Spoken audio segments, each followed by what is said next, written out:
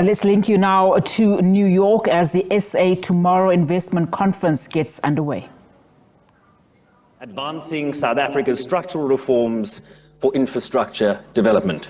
My name is Sherwin Bryce-Pease. I'm a journalist with the South African Broadcasting Corporation at the United Nations here in New York. And I might add that parts of this plenary will be broadcast live on the SABC News channel. So by all means, lean in, sit up straight. You don't want to go viral on TikTok for the wrong reasons.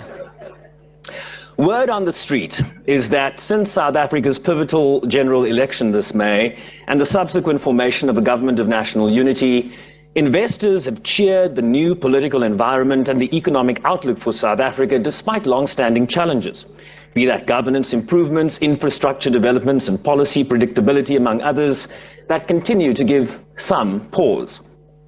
And with Eskom, the power utility, this month marking over 200 days without planned power outages due to supply constraints, or what has become known as load shedding, there is a sense of renewed optimism now that the lights have remained on consecutively without interruption since the 26th of March this year. And if ever there was an applause line, that might be one of them. Minister, you cannot applaud yourself.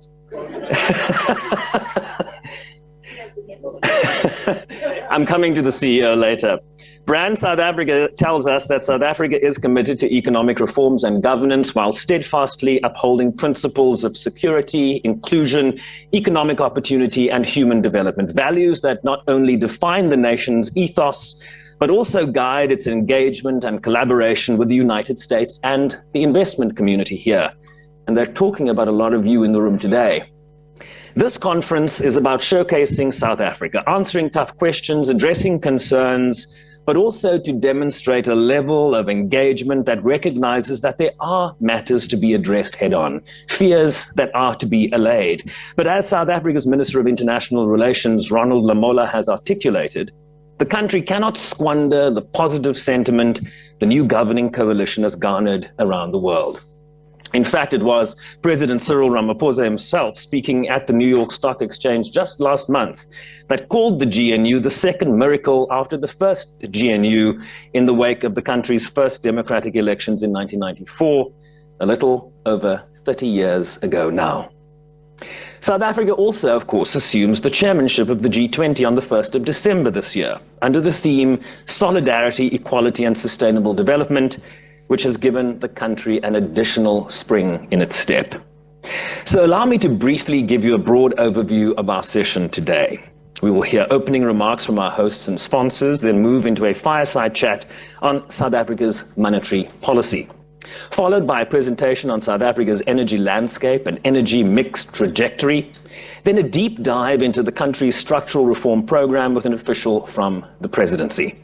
A panel discussion on leveraging public-private partnerships in the rejuvenation of South Africa's infrastructure, and then a keynote address on the digital technology and communications roadmap before a lunchtime conversation with the leader of South Africa's second largest political party, a key member of the Government of National Unity, and now a cabinet minister, but formerly the leader of the official opposition in South Africa. But before we get to that, we begin with a video message from the President of South Africa, a man who has a history in the student movement, a founding member of the National Union of Mine Workers. He became a member of Parliament soon after 1994, was then tapped with responsibility for overseeing the drafting of South Africa's globally acclaimed constitution. He left the government sphere and went into business in the early 2000s, but was lured back into politics in 2012, later rising to lead the African National Congress in 2017 and becoming South Africa's fifth post-apartheid president in 2018. Ladies and gentlemen, a video message now from President Matamela Cyril Ramaphosa.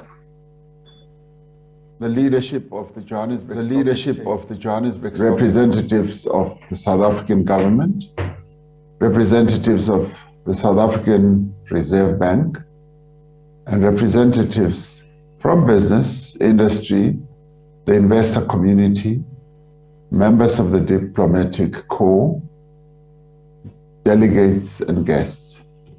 Allow me to thank the organizers and sponsors of this important conference, which in many ways showcases trade and investment opportunities in South Africa. This conference takes place at an important time as South Africa enters a new era of optimism and progress. It is just over 100 days since the Government of National Unity was formed following our successful elections in May.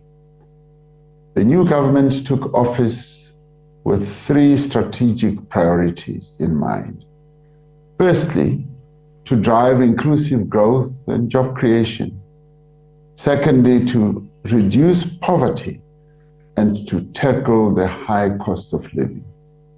Thirdly, to build a capable, ethical, and developmental state. Africa has a great deal to offer as an investment destination. We are the most advanced, diverse economy in sub-Saharan Africa. South Africa has deep and well-regulated capital markets. We also have a mature financial services sector and strong institutions that function.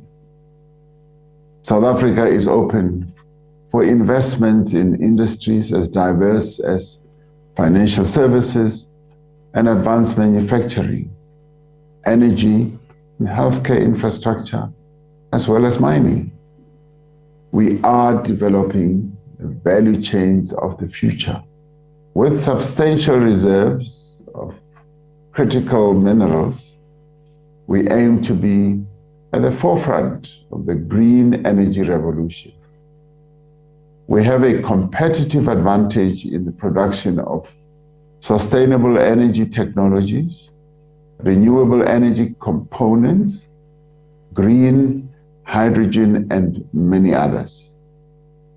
Against the backdrop of poor economic performance over the past 15 years, as well as subdued investment from both the private sector and the public sector, partners across society should be ready to create conditions for growth and jobs.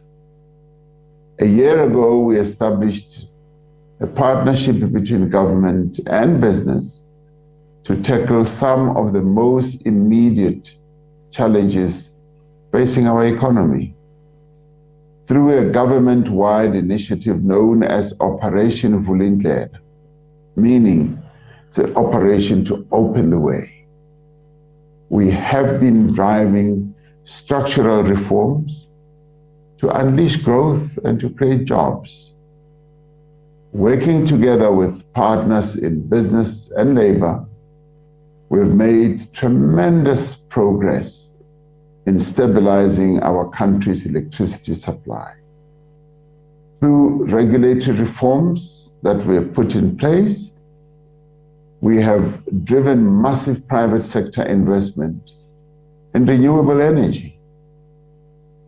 We have established the legislative and institutional frameworks for a more competitive and sustainable energy market. We have undertaken immigration reform to attract more skilled workers and tourists. We are opening up our rail network and port infrastructure for participation by third-party operators, meaning the private sector.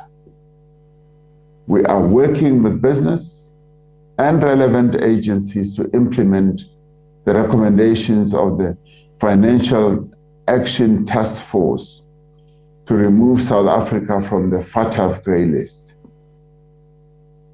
The Government of National Unity is committed to sound macroeconomic policies that support inclusive growth, stability, and development.